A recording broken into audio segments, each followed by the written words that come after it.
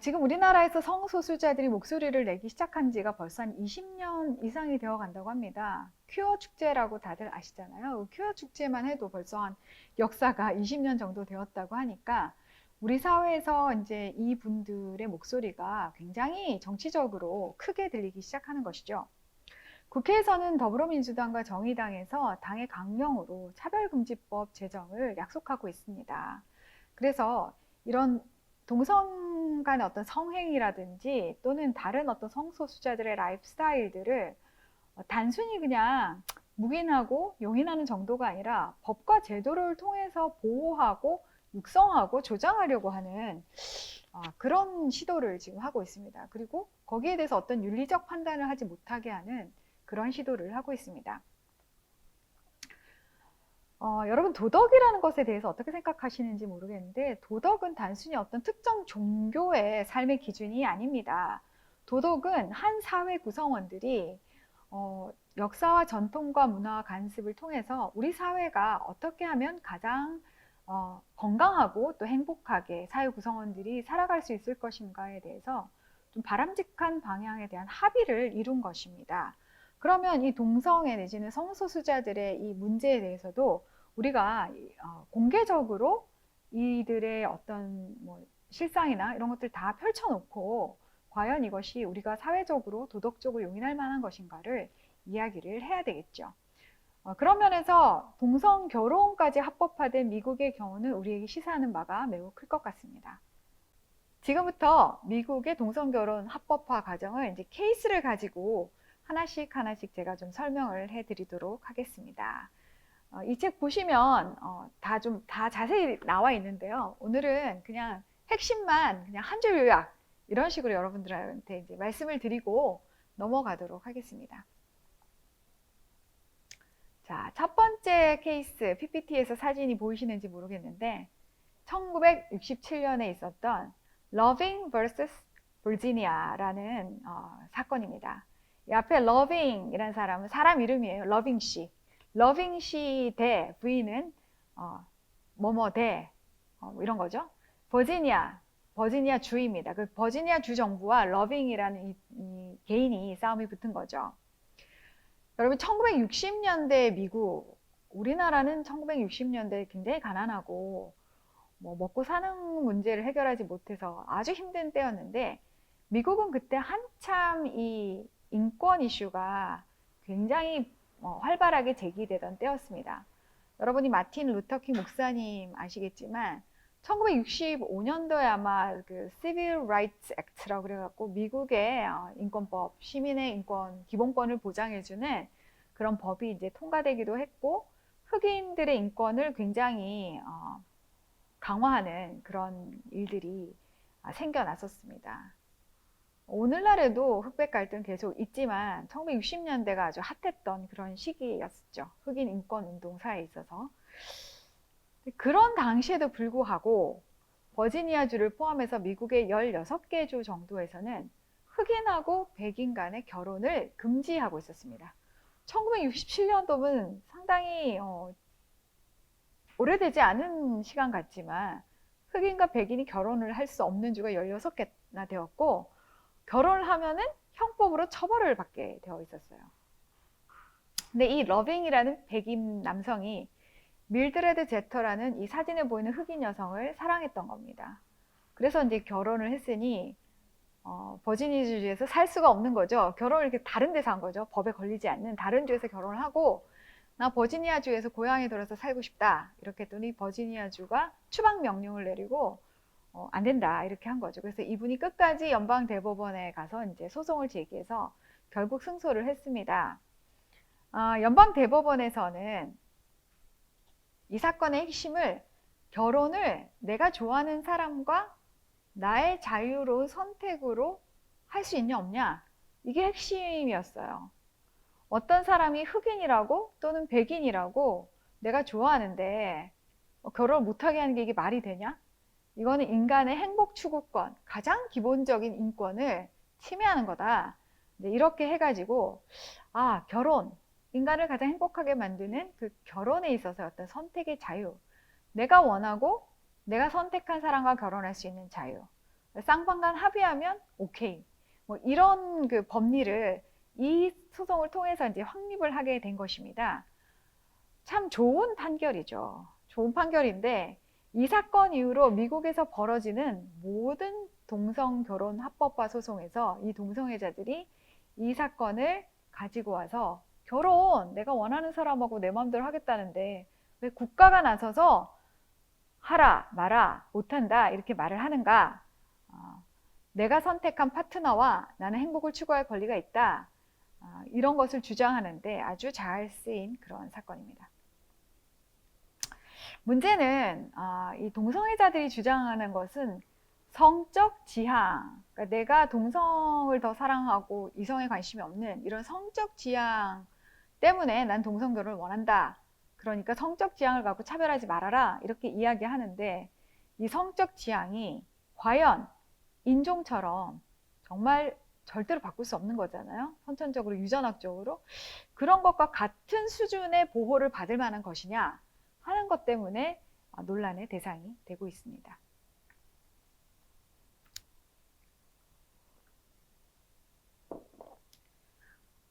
자, 두 번째 케이스로 넘어가겠습니다. 두 번째 케이스는 베이커 vs 넬슨이라는 사건입니다. 여기는 1971년 미네소타주인데 사진에서 보시는 바와 같이 두 명의 남자가 손을 들고 서약을 하고 있죠. 이게 결혼 선서를 하는 것입니다. 이 두 사람이 결혼 선서를 한 다음에 그 카운티, 우리나라 말로 하면 뭐 구청 같은 데겠죠. 카운티 법원에 가가지고 혼인관계 증명서를 좀 해달라 이렇게 얘기를 했더니 카운티에서 거절을 한 거죠. 결혼은 남자랑 여자랑 하는 것인데 너희 둘이 남자 해놓고서 왜 혼인관계 증명서를 끊어달라고 하느냐. 못한다. 이렇게 했을 때 이 두 사람이 주장하는 바가 무엇이냐 하면은 아니 우리나라 이 미네소타주 민법이죠. 민법에 결혼이 한 남자와 한 여자랑 하는 것이 결혼이다 라는 정의가 없다는 거죠. 없으니까 그냥 두 사람 간에 만나서 좋아하면 결혼하겠다고 하면 결혼으로 인정을 해줘야 되는 거 아니냐 라고 이제 주장을 한 것입니다. 그때 이 법원에서 이 주장을 이제 안 된다라고 거절하면서 낸 그 법리가 이거예요. 그 결혼이라는 제도는 애시당초 그 시작이 한 남자와 한 여자였다는 거죠. 그것을 구구절절히 이 법전에다가 명시를 하지 않아도 수천 년 동안 인류는 그렇게 살아왔고 너무 당연해서 명시를 하지 않은 것 뿐이지 동성 결혼을 합법화 해주려고 그 말을 쓰지 않은 것은 아니다 라고 이야기를 했습니다. 그래서 이 사건은 이 결혼의 정의, 결혼을 굳이 이렇게 정의해야 되는가 라는 것에 대한 도전이 되었습니다. 2015년 미국에서 동성 결혼이 합법화될 때까지 이 결혼의 정의를 가지고 끊임없이 싸워왔어요. 근데 나중에는 이 결혼의 정의가 결국 미국에서는 바뀌게 되는 거죠. 서로 합의한 두 사람, 그것이 남성이든 여성이든 여성이든 남성이든 상관이 없게 돼버린 것입니다. 우리나라도 2018년도에 헌법 개정하자고 한참 논의가 있었습니다. 그때 이 헌법에서 결혼을 주장하는 조항이 36조인데요. 근데 결혼을 우리나라 헌법이 정의하기를 양성 간의 평등을 전제로 결혼한다 이런 양성간이라는 말이 있었던 거예요. 그래서 이 헌법 개정을 주장하는 쪽에서 양성에 이 양자 빼고 성평등을 전제로 한다라고 고칩시다라고 이야기를 했습니다. 근데 이분들 말로는 양자 빼도 별 문제 없다. 그냥 성평등으로 해도 괜찮다라고 했는데 반대하는 쪽에서는 이미 2015년도에 미국 동성결혼이 합법화된 걸 알잖아요. 양자 빼고 나면은 양성이 없어지면 남자 여자 구별이 없어지는데 이건 동성결혼으로 가는 문을 그냥 헌법으로 열어주는 것이다 라고 해서 아주 결사적으로 반대를 했던 기억이 있습니다. 결국 그 헌법 개정 논의는 실패로 돌아갔지만 앞으로도 아마 이 부분에 있어서 지속적인 싸움이 있을 거라고 예상이 됩니다.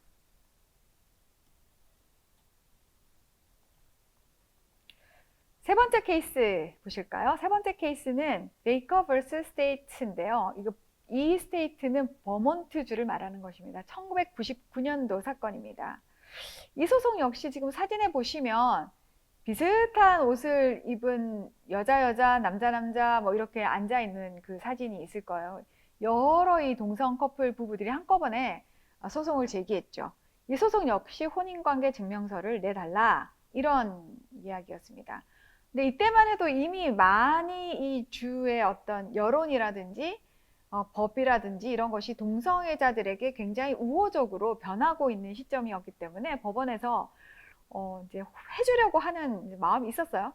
근데 이걸 해주려고 하면은 사실은 굉장히 많은 법을 개정을 해야 되는 복잡한 단계를 거쳐야 되죠. 민법도 개정해야 되고 헌법도 주의 헌법도 개정해야 되고 그러니까 시간이 좀 오래 걸린단 말입니다.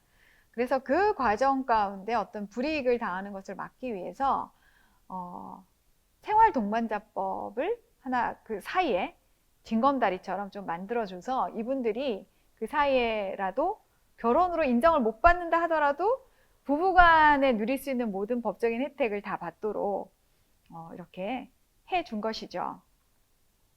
사실 이 법을 주장할 때는 사실혼 관계에 있는 사람들이 오랫동안 부부 생활을 했는데도 병원에 가서 수술을 받으려고 할 때 보호자 동의가 필요하다. 근데 법적인 보호자가 아니기 때문에 동의를 해줄 수 없다. 뭐 여러 가지 그런 가슴 아픈 사연들이 많은 거죠. 유산도 상속받지 못하고 또 연금을 평생 같이 일해가지고 연금을 넣었는데 사실혼 관계 있고 법적으로 결혼이 인정이 안 되기 때문에 연금 못 받는다. 이런 불편함을 해소하기 위해서 생활동반자법을 하자 했던 것입니다. 우리나라도 지금 이 생활동반자법을 도입해야 한다. 왜냐하면 지금 우리나라도 가족 형태가 굉장히 많이 무너져 있는 상태잖아요. 그래서 그 다양한 형태의 가족들을 다 포용하기 위해서는 이게 필요하다라고 주장을 했고 특히 지난번인가요? 지금은 아니신 걸로 알고 있는데 우리나라 여성가족부 진선미 장관께서 본인 역시 이 동거를 주장하셨고 이 생활동반자법을 강력하게 주장했던 분이십니다. 서구 사회의 예를 보면은 사실은 우리가 이 생활동반자법을 도입을 하면 다양한 계층이 다 혜택을 볼 거라고 했는데 막상 이걸 잘 활용하는 쪽은 동성결혼을 한 부부였어요. 그래서 이 부분도 우리가 성소수자 인권에 관심을 갖고 또 그쪽으로만 포커스를 해서 볼 것인가 아니면 또 논의를 좀 폭을 넓힐 것인가 하는 여러 가지 이슈가 있긴 합니다. 그런데 이 특정한 영역에서 어떤 사람을 법정 대리인으로 인정을 해주는 것이나 또는 법적인 보호자로 인정해 줄 수 있죠. 미국 같은 경우에는 부모가 아니더라도 리걸 가디언에서 법적인 보호자를 학생에게 세울 수도 있습니다. 그러니까 그런 식으로 뭔가 법적인 장치를 만드는 것과 민법상으로 어떤 두 관계를 결혼으로 인정을 해서 그 사이에 난 또는 그 사이에 입양한 여러 자녀들의 문제라든지 친척 간의 문제라든지 혈족의 문제가 막 다 엉켜서 이게 이 족보가 완전히 이상하게 되는 이런 것들은 사실 굉장히 다른 문제이고 굉장히 심각한 문제이거든요. 그래서 이것은 사회 시스템 전체를 변화시키는 문제이기 때문에 그 파급 효과에 대해서 좀 장기적인 연구가 필요하고 그런 다음에도 우리 사회가 그것을 받아들이겠다 하면 뭐 합의를 통해서 할 수도 있는 거겠죠. 그렇지만 그 전에 굉장한 검토가 사실 필요한 그런 사건입니다. 네 번째 사건, 로렌스비 텍사스. 이거는 2003년 사건입니다. 여러분, 미국이 굉장히 개방적인 나라인 것 같죠? 근데 어떻게 보면 우리나라보다 훨씬 더 보수적인 면이 있습니다. 우리나라는 동성애를 한다고 해서 처벌을 한 적이 없습니다. 퀴어 축제도 마음대로 할 수 있죠. 그리고 뭐 동성애 했다고 경찰이 잡아가지도 않고 벌금을 물리지도 않습니다. 근데 미국에서 이 텍사스주 같은 경우는 2003년까지 이 사건으로 완전히 없어지기 전까지 동성애를 하면 경찰이 잡아갔어요. 경찰이 잡아가고 벌금을 내게 했습니다. 그 일명 소도미 금지법이라는 것이 있었다는 거죠. 성경에서 소돔과 고모라 사건 아시죠? 요즘 최근에 어떤 목사님이 뭐 소돔과 고모라는 성적 타락 때문에 하나님한테 벌 받은 게 아니라 뭐 이웃을 환대하지 않아서 뭐 망했다 이런 주장 펴시던데 물론 그런 부분도 있지만 사실 메인 핵심은 이 음란에 있었습니다. 그래서 소돔과 고모라에서 가장 눈에 띄는 것은 이 천사가 롯을 방문했을 때 사람들이 막 몰려가가지고 동성애 하겠다고 막 하는 그 장면, 그게 굉장히 핵심적이잖아요. 그래서 그것을 따서 이 동성애를 하는 것을 소돔이라고 부릅니다, 영어에서. 그래서 소돔이 금지법, 동성 간 성행위를 금지하는 그런 법이 있었어요. 근데 사실 2003년 정도 되면은 미국에서도 별 신경 쓰지 않고 동성 간 성행위 그냥 하고 누가 정말 특별하게 신고하지 않으면 잡혀가지 않았습니다. 이 사건은 3명의 동성애자가 있었던 거죠. 남자 3명이서 있었는데 이게 삼각관계가 돼가지고 그 삼각관계에서 밀려난 한 사람이 나머지 2사람을 신고를 해버린 겁니다. 신고를 받으니 경찰이 안 갈 수가 없죠.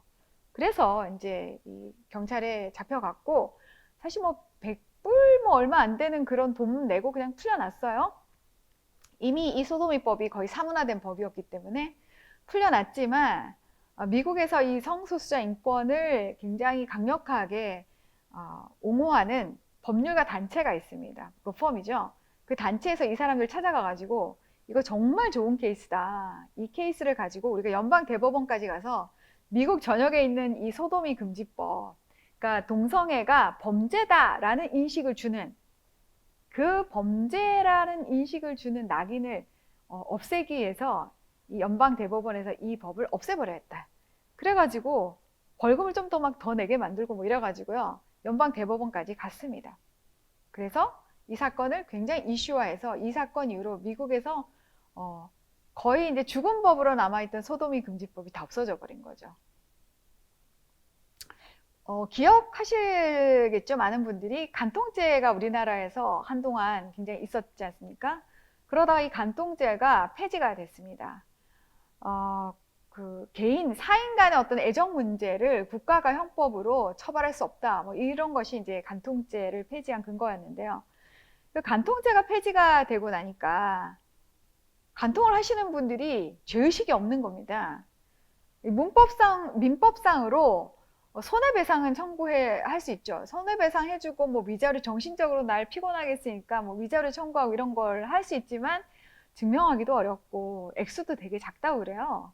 그래서 우리나라가 그나마 이 가정이 깨진 걸 사실 보호하고 바람을 핀 이 배우자를 벌할 수 있는 유일한 법이 간통죄였는데, 이것이 없어지고 난 다음부터는 굉장히 자유롭게 이렇게 바람을 피고 또 이혼율이 굉장히 많이 늘어났다고 합니다. 그래서 어떤 범죄 행위를 형법에 이렇게 적어 놓는 거하고 적어 놓지 않는 게 이 국민의 의식을 엄청나게 바꾸어 놓고 죄에 대해서 굉장히 무감각하게 만드는 것이죠. 이 연방 대법원에서 이 로렌스 비 텍사스라는 케이스를 하면서 이 돌아가신 스칼리아 대법관이란 분이 계신데, 이분이 한탄을 하셨어요. 한탄하시면서 야, 우리가 도덕을 가지고 도덕이 법의 토대가 못 된다 라고 해버리면 앞으로 이 사회가 어떻게 되겠냐. 우리가 동성애가 죄다 한 것은 사실은 기독교적인 도덕을 토대로 한 거였거든요. 그 도덕의 토대를 이제 없애버리면 앞으로 매춘 서로 합의해서 사고 팔기로 결정했는데 그게 무슨 죄냐. 또 중혼, 여러 사람이 막 결혼을 막 하는 거예요. 나는 동시에 여러 명을 사랑할 수 있는 성적 지향을 가졌으니까. 그럼 어떻게 막을래? 근친상간, 포르노, 수관 이런 것들을 막을 방법이 없다. 이런 걸 굉장히 한탄을 하셨는데, 그 우려대로 동성간 성행위가 이 비범죄화가 된 거죠. 범죄가 아니게 되면서부터 정말 다양한 성적 지향들이 마구 튀어나와가지고, 나는 폴리아모리니 중문을 허용해 달라. 나는 아이들만 보면 성적인 욕구가 이제 발생하니까 소아성애도 합법화해 달라. 막 이런 주장들이 지금 막 나오고 있다는 것입니다. 그래서 한 사건이 이렇게 이 판결이 되고 안 되고가 사회를 얼마나 많이 바꾸는지 모르겠습니다. 마지막 사건이 오버즈펠 vs 호지라는 사건이에요. 이 사건이 이제 마지막으로 2015년에 오바마 행정부 때 미국에서 동성 결혼을 합법화시킨 사건입니다. 이때 얼마나 사람들이 기뻐했는지 지금 사진에서 보시는 것처럼 2명의 여성이 뭐 키스를 하면서 기뻐하고 있죠. 오바마 대통령도 백악관을 전부 다 이 뭐 이 6색깔 무지개 조명으로 막 반짝반짝반짝하면서 막 축하해주고 그때 정말 난리가 아니었어요. 당시에 미국은 미국 주가 50개 주인데 그중에 37개 주가 동성결혼을 금지하고 있었습니다. 그런데 연방 대법원에서 일방적으로 동성결혼을 합법화하시오 땅땅땅 하고 나니까 그 반대하고 있던 37개 주가 아무 소용없게 되어버린 거예요. 일시에 그냥 무너져 버린 것입니다. 그때 판결이 동성결혼 합법화를 찬성하는 쪽이 5명, 연방 대법원 9명이거든요.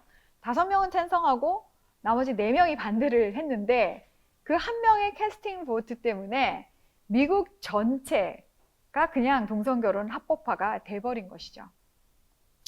수천 년 동안 인간의 역사에서 가장 이상적인 어떤 가정의 형태, 결혼의 형태로 우리가 믿고 또 그렇게 살아왔고 지금도 전 세계 대부분의 사람들은 그렇게 살고 있죠. 그런데 대법원 판사 한 명의 판단에 의해서 이게 이렇게 기준이 바뀌어버린다. 이게 있을 수가 있느냐 이렇게 해서 미국에서 사실 논란이 되게 많았지만 그럼에도 불구하고 이 법이라는 게 굉장히 무섭죠. 시스템이 한번 이렇게 정해지고 룰이 정해졌잖아요. 다수결 원칙해서 많은 쪽으로 따라간다. 이렇게 하니까 그것이 옳고 그르고 이거와 별 상관없이 그냥 룰대로 따라가 버린 것입니다.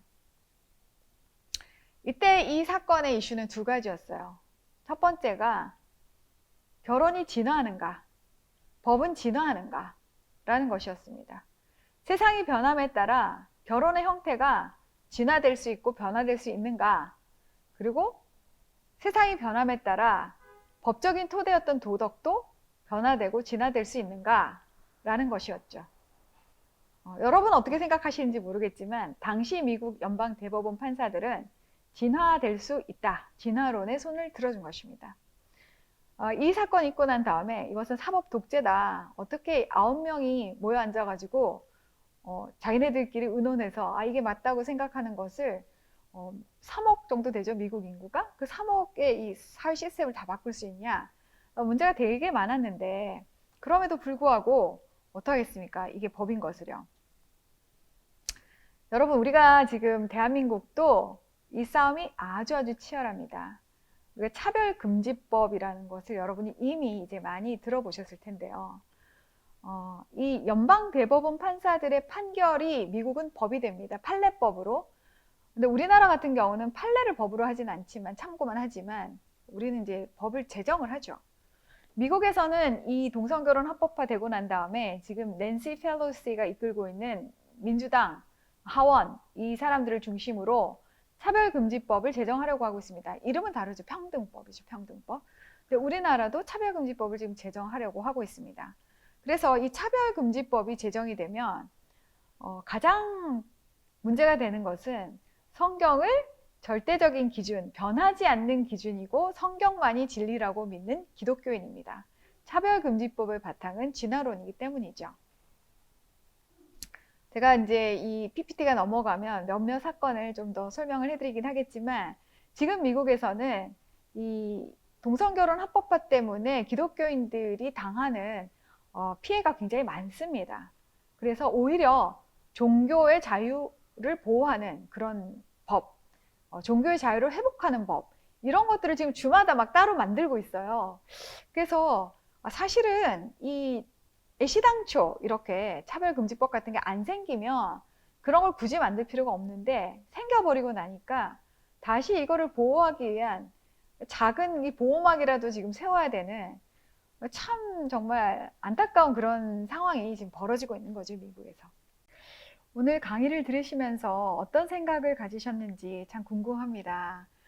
미국의 동성결혼 합법화는 사실은 굉장히 모두가 이해할 수 있는 그런 생각들로부터 시작됐습니다. 결혼은 정말 좋아하는 사람, 내가 선택한 사람, 그리고 자유롭게 해야 된다.